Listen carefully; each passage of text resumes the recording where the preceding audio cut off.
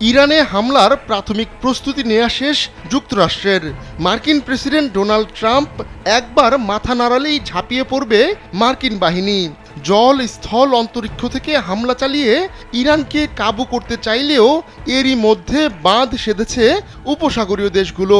তাদের বাধার মুখে পড়ে এখন ভেস্তে যেতে বসেছে ইরানে সম্ভাব্য মার্কিন হামলা।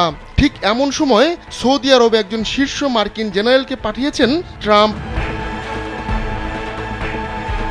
গেল কয়েক বছর ধরে যুক্তরাষ্ট্রের সঙ্গে সৌদি আরবের সম্পর্ক একেবারে তলানিতে গিয়ে ঠেকেছিল। বিশেষ করে বাইডেন প্রশাসনের কর্মকর্তাদের সঙ্গে সৌদি যুবরাজ মোহাম্মদ বিন সালমানের মুখ দেখাদেখি প্রায় বন্ধই ছিল।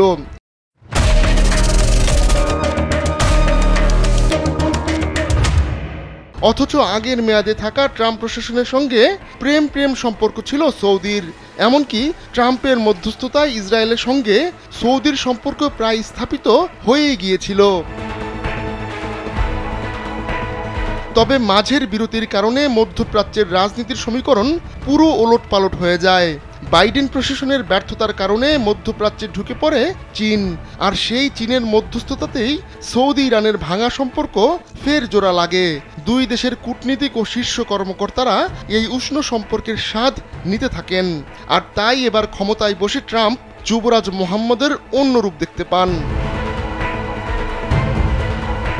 তার সর্বশেষ নমুনা হচ্ছে ইরানে হামলায় নিজেদের আকাশসীমায় মার্কিন যুদ্ধবিমানকে ঢুকতে না দেওয়ার ইচ্ছা পোষণ করা। গেল সপ্তাহে সৌদি আরব সহ আরও কয়েকটি উপসাগরীয় দেশের এমন মনোভাবের পর এবার রিয়াদ গেলেন মার্কিন সেন্ট্রাল কমান্ড সেন্টকমের প্রধান জেনারেল এরিক কুরিল্লা।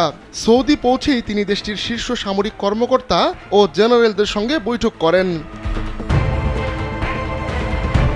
আল আরাবিয়া জানিয়েছে শুক্রবার রাতে সৌদি সেনাবাহিনীর chief of the general staff general Fayed al রুয়াইলির সঙ্গে দেখা করেন জেনারেল কুরিল্লা।